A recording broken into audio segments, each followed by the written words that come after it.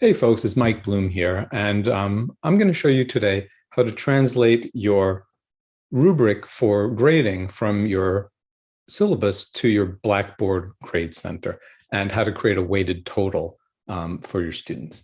So let's jump right into it.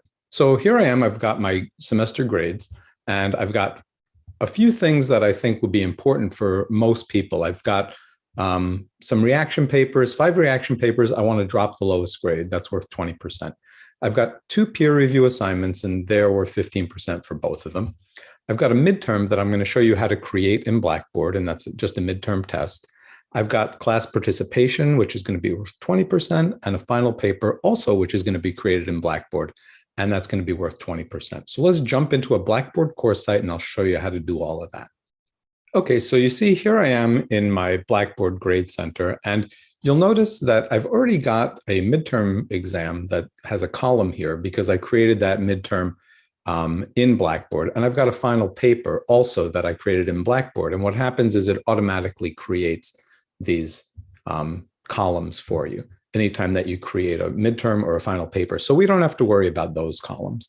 But now let's talk about the other columns. We've got a reaction paper. We've got 5 reaction papers, in fact. We've got 2 peer assessments, and we've got a class participation.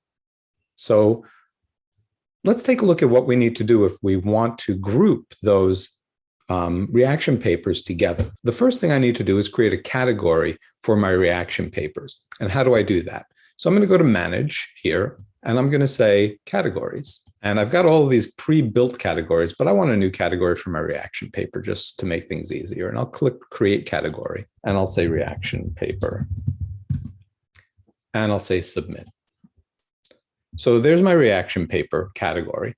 I also want to create a category for my peer assessments. So I'll hit Create. I have a self and peer, but I don't want to use that one. I'll hit Create Category, and I'll choose Peer Assessments. And I'll hit Submit. Now, I only really need these 2 categories because everything else, I'll go back to my rubric, everything else only really has 1 column necessary.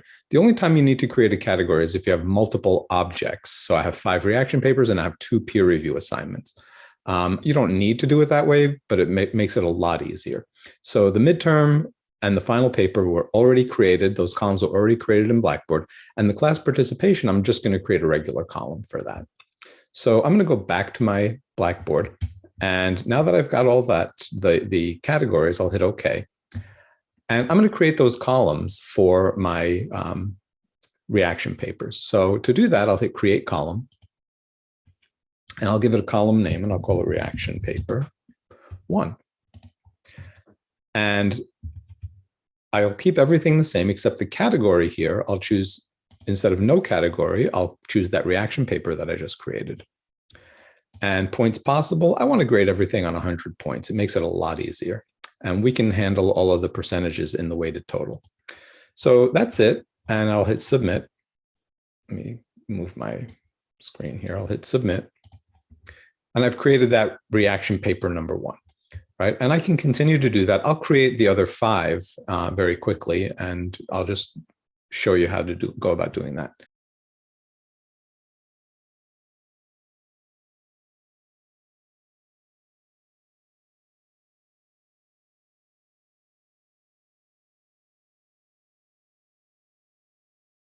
Okay, so all of my reaction papers are created. Now I need to create my peer assessment columns. So same thing, create column.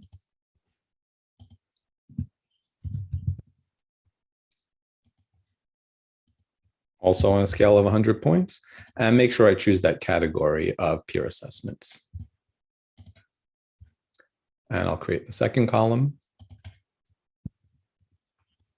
peer assessment 2, category of peer assessments, and out of 100 points, and submit.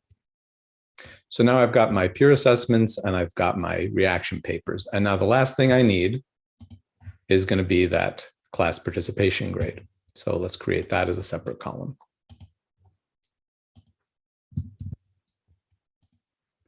And I'll grade that on 100 points or whatever you would like. And I don't need to give that one a category because it's only 1 column. And click Submit. All right, now I've got all my columns and I'm ready to do the weighted total. To do my weighted total, I'm going to pull down on the arrow next to weighted total. Every Blackboard site has a weighted total column. If you accidentally deleted it, you can go to create calculated column and you can choose weighted column and you can create a new one for yourself. But I'm going to go to weighted total and I'm going to edit column information. Okay, so now I'm going to scroll all the way down to where I see select columns, and there's a select columns area. And now I've got columns to select and I've got categories to select. Now, remember, I've got my midterm and my final paper. And if I want, I can choose these individually and I'll click on the object and I will move that over by clicking on the arrow here, or I can move a bunch of them at once. So if I have final paper, I know I'm submitting, and peer not my peer assessment, and my class participation, I can hit either Command or Control, depending on if you're on a Mac or a PC, and I can move those both over simultaneously, and I'll click on the arrow. Oops, it only chose one. That's all right. I'll go to final paper, and I'll move that over. So now all three of those are moved over, and now I've still got my peer assessments and my reaction papers that I need to move over. And I don't want to choose those as columns because remember, we created categories for those. So I'm going to go to my peer assessments and I'm going to move that over. And I'm going to go to my reaction paper and I'm going to move that over. Now you'll notice that these look differently because I'm grading columns at the top, the midterm, the class participation, and the final paper, and I'm grading categories below. So it gives me more options. So we'll talk about that in a second, but let's go back to my grading rubric and see what points I'm giving.